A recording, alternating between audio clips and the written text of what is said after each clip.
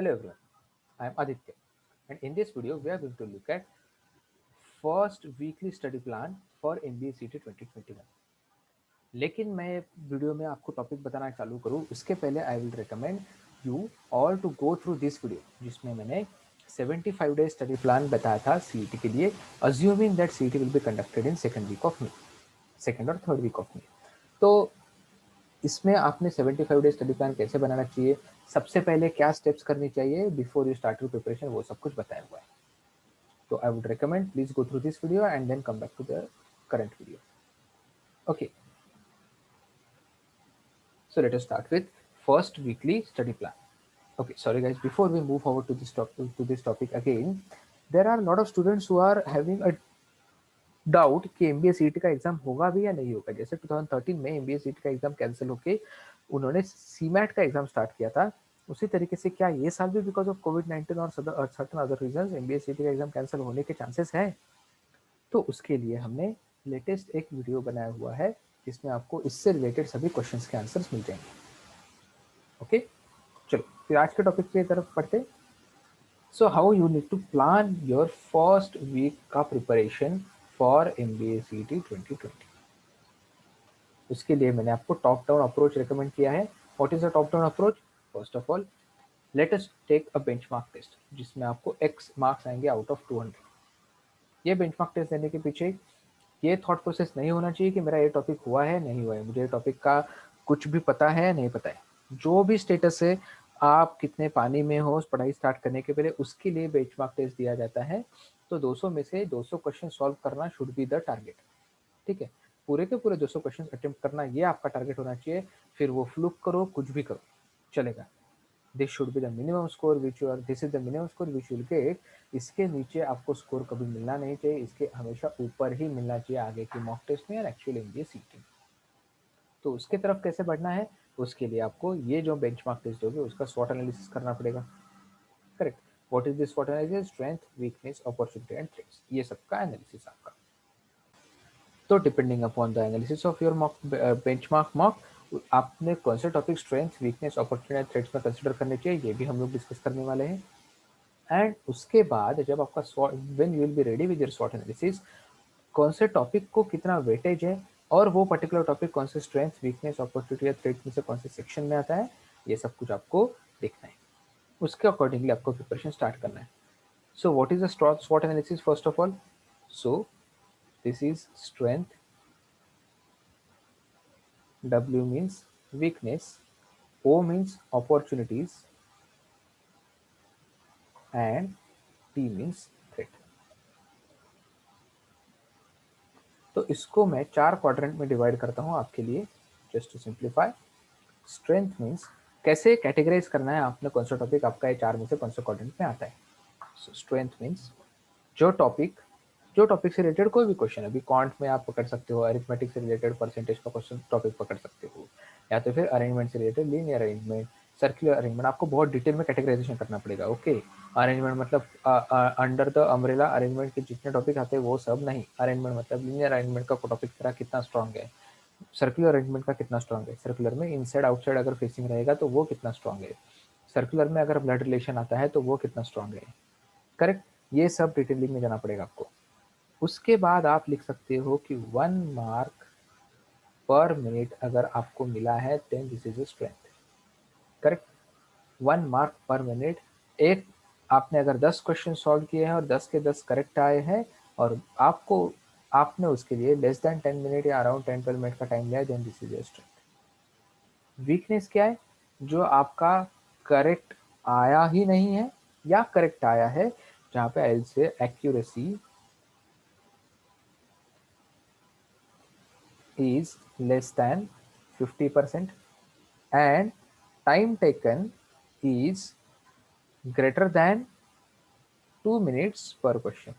कुछ कुछ क्वेश्चन ऐसे रहेंगे, करेक्ट, कुछ कुछ क्वेश्चन ऐसे रहेंगे जहाँ पे आपने स्टार्ट तो किया लेकिन कुछ मिनट टाइम बाद आपको समझ में आया कि भाई ये मेरे से नहीं होगा, तो आपने फ्लूक कर दिया, या तो फिर 1.5-2 मिनट में आपका सॉल्व हो गया लेकिन गलत सॉल्व हुआ, तो वो particular topic is your weakness. उसके बाद अपॉर्चुनिटी टॉपिक्स मतलब कौन से?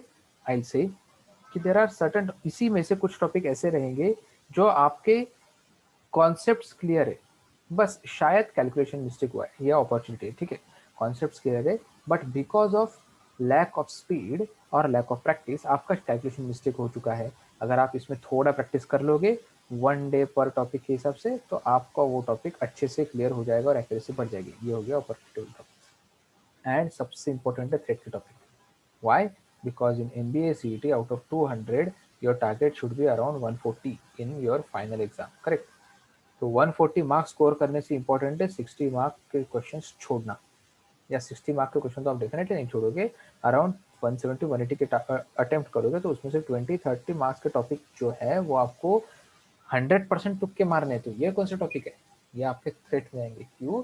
क्योंकि यहाँ पे आपने, यहाँ पर्टिकुलरली पजल्स के क्वेश्चंस आ सकते हैं, बहुत ज़्यादा चांसेस है पजल्स के क्वेश्चंस आने के, या तो फिर कन्वेंशनल एलआर, या तो फिर आरसी के। I am just recommend suggesting, ठीक है, यही आने चाहिए ऐसा कंपलसरी नहीं है, शायद ये आ सकते हैं। क्यों?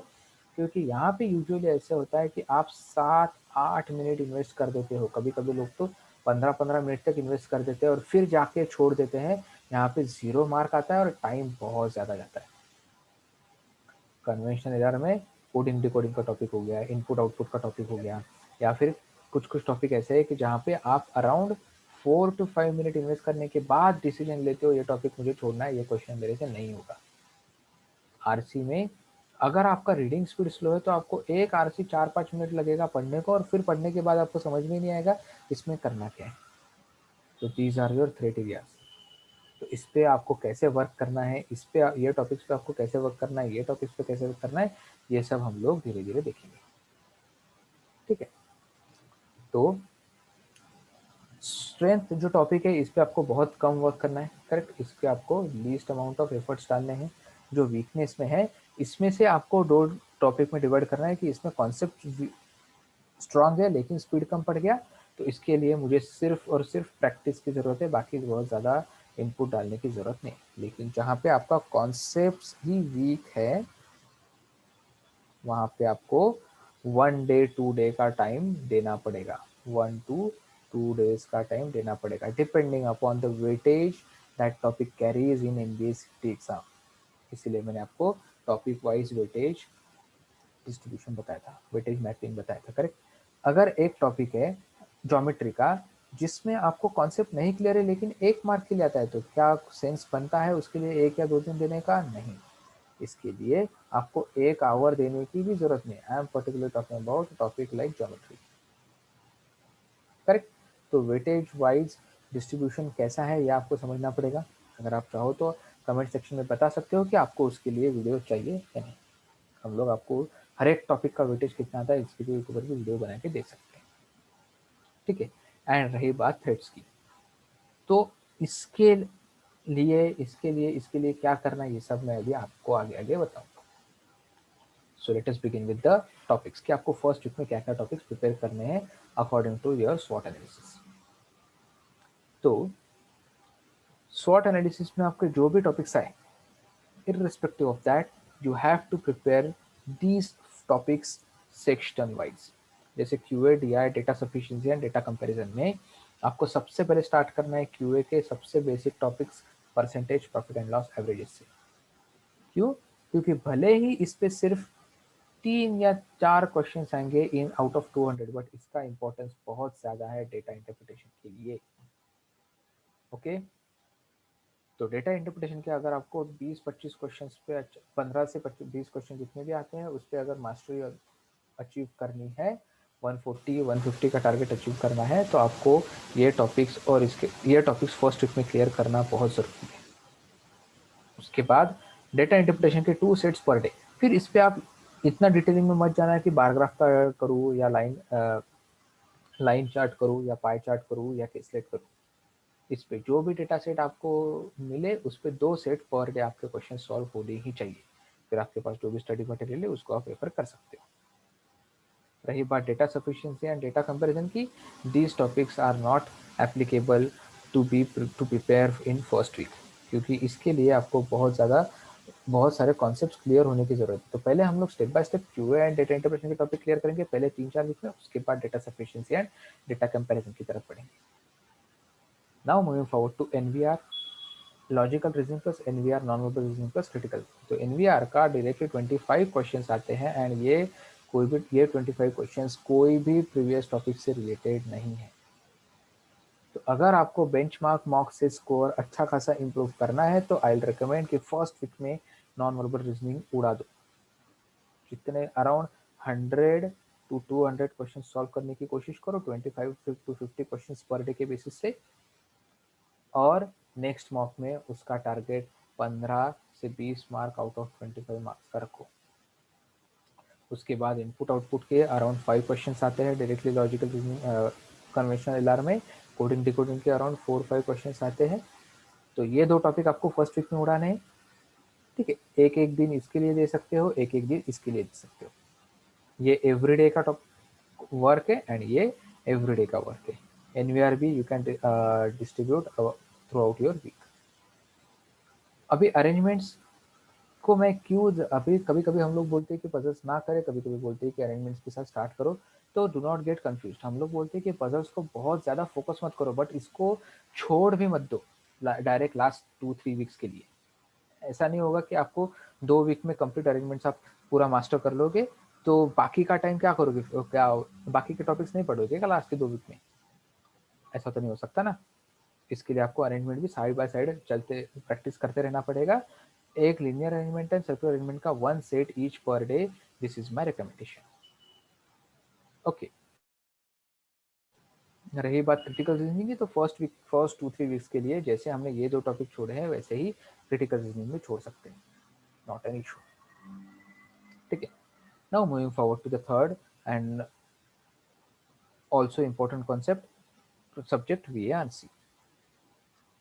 तो इसके लिए ग्रामेटिकल रूल्स पढ़ने की ज़रूरत नहीं है फर्स्ट वीक में। इसके लिए पैराजम्बल्स एंड अदर वीए टॉपिक्स पढ़ने की ज़रूरत नहीं है फर्स्ट वीक में। इसके लिए सबसे पहले आपको अंडरस्टैंडिंग ऑफ इंग्लिश बढ़ाना ज़रूरी है।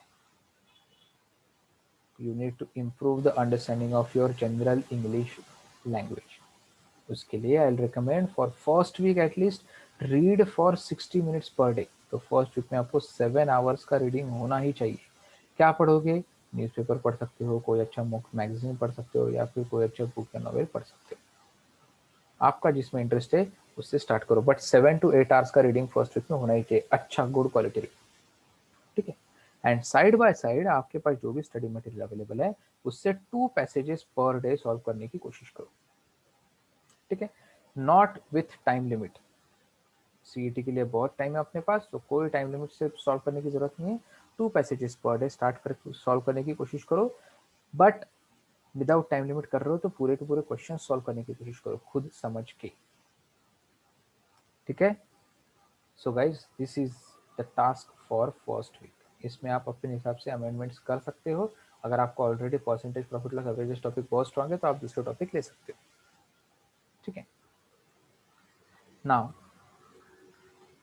फर्स्ट वीक के बाद, फर्स्ट वीक का 7 डेज का प्रिपरेशन होने के बाद आपने एक मॉक लेना जरूरी है, क्योंकि आपने बेंच मार्क मॉक में जितना भी स्कोर किया था उससे ज़्यादा स्कोर आपको हो रहा है या नहीं ये पता चलना चाहिए। तो मैं ये अजम्पशन के साथ चल रहा हूँ कि बेंच मार्क मॉक में आपका लेस देन 80 स्कोर आया था।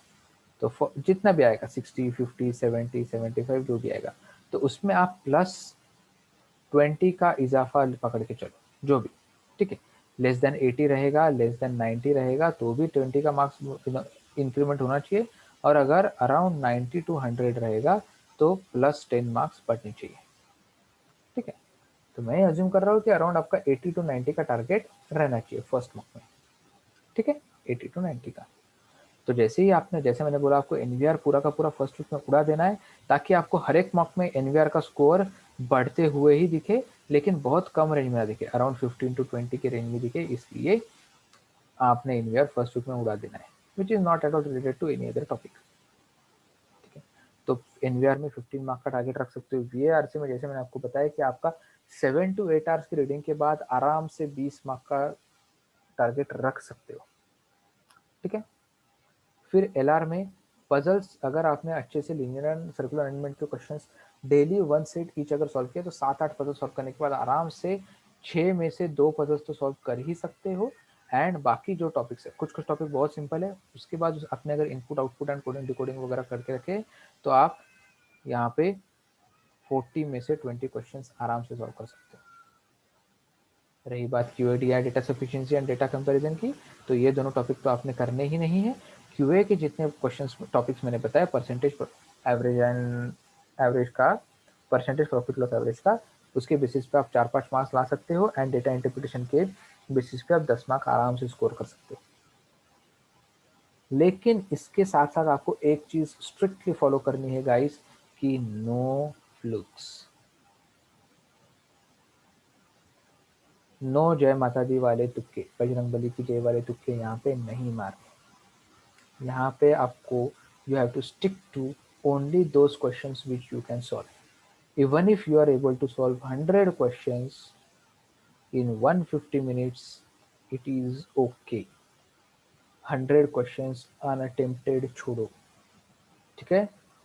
This is, take this as a dare to leave 50 to 80 questions unattempted and still score 80 plus, and still score 80 plus। This is definitely going to improve your accuracy in the coming days, ठीक है। And please believe me guys, इसके बाद जो भी मैं plan बताऊंगा next week से भी आपका डेफिनेटली स्कोर इंप्रूव होगा, if you stick to the study plan which I am going to tell you henceforth। Okay, so I am repeating myself, do not attempt more than 100 to 120 questions in 150 minutes. This is a dare to leave 80 to 100 questions, not even 50 to 80, 80 to 100 questions in first mock after preparation, ठीक है। Still try to score 80 plus. वही question solve करो जो आपको आ रहा है, जो नहीं आ रहा है विदाउट फ्लूक आगे बढ़ो फटाक से, लेकिन do not spend time. Take the decision in less than 15 seconds whether to stay on a particular question or leave that question, ठीक है।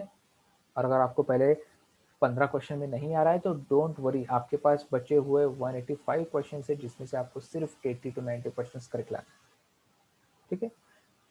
all the CET is not at all about your concept clarity. It is all about this word,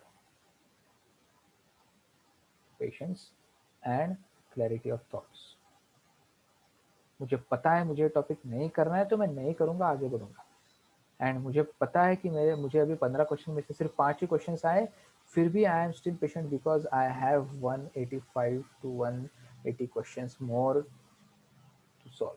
अभी तक मैंने वो देखे भी नहीं, तो अगर मैं ये 15 क्वेश्चन में ही आधा घंटा सॉल्व वेस्ट करूंगा तो बचे हुए 185 क्वेश्चन के लिए मेरे पास सिर्फ 2 घंटे बचेंगे, विच इज कंप्लीट इनजस्टिस, ठीक है। तो you have to maintain the balance and take a split second decision. These are decision making, these are the keywords to ace in the CET exam, okay guys। Split second decision लेना पड़ेगा तो लेना पड़ेगा, छोड़ना है question तो छोड़ना है, ठीक है। So we will discuss about the study plan for next 7 days after exactly 7 days. Till then, best of luck.